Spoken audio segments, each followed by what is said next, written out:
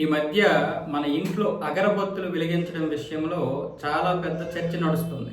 ఆ అగరబత్తులు ఒక్కొక్కటి ఒక సిగరెట్టు, 2 సిగరెట్లతో సమానంగా చూస్తున్నారు. అంటే ఒక సిగరెట్ తాగితే ఎంత నష్టమో ఒక అగరబత్తి ముట్టించడం వల్ల, ఆ పొగ పీల్చడం వల్ల అంత నష్టం అని చెప్తున్నారు.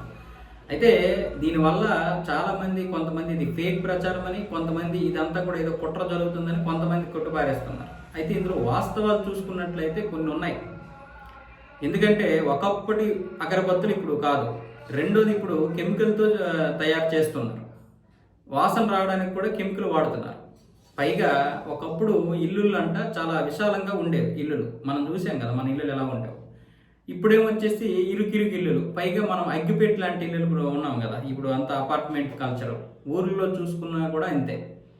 కాబట్టి విండోస్ వీటిని క్లోజ్ చేయకుండా అగరబత్తులు వెలిగించేటప్పుడు లేకపోతే ధూప్ టిక్స్ ఉంటాయి కదా, అవి వెలిగించేటప్పుడు విండోస్ క్లోజ్ చేయకుండా, అలాగే డోర్స్ కూడా వీలైనంత వరకు క్లోజ్ చేయకుండా ఓపెన్ చేసుకొని పెట్టమంటున్నారు. లేకపోతే ఆ పొగ ఖచ్చితంగా మనలోకి వెళ్ళి లంగ్స్లో ఇరుక్కుంటుందంట.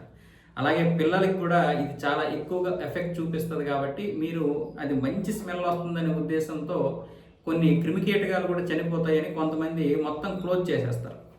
అది ఒక మంచి స్మెల్తో ఆ యొక్క గదంతా నిండిపోద్దనే ఉద్దేశంతో.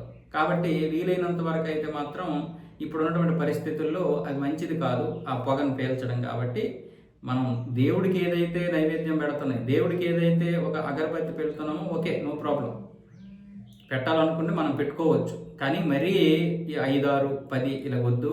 కేవలం 1 లేదా 2.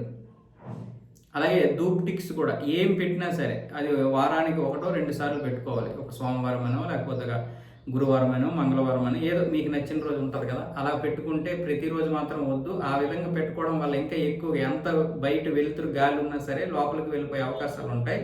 అది మన అనారోగ్యానికి దారితీస్తుంది. ఎందుకంటే ఇక్కడ కెమికల్ విపరీతంగా వాడుతున్నారు.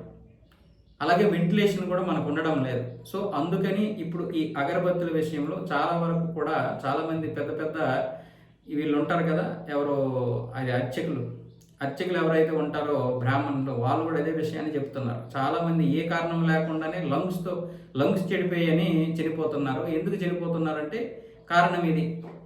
రోజుకి ఇన్నిసార్లు పూజలు చేయడం, ఇన్ని రోజులు ఉండడం, అక్కడ ఇదంతా పేల్చడం కూడా ఒక పెద్ద నష్టమే అన్న విధంగా వాళ్ళు కూడా మాట్లాడుతున్నారు.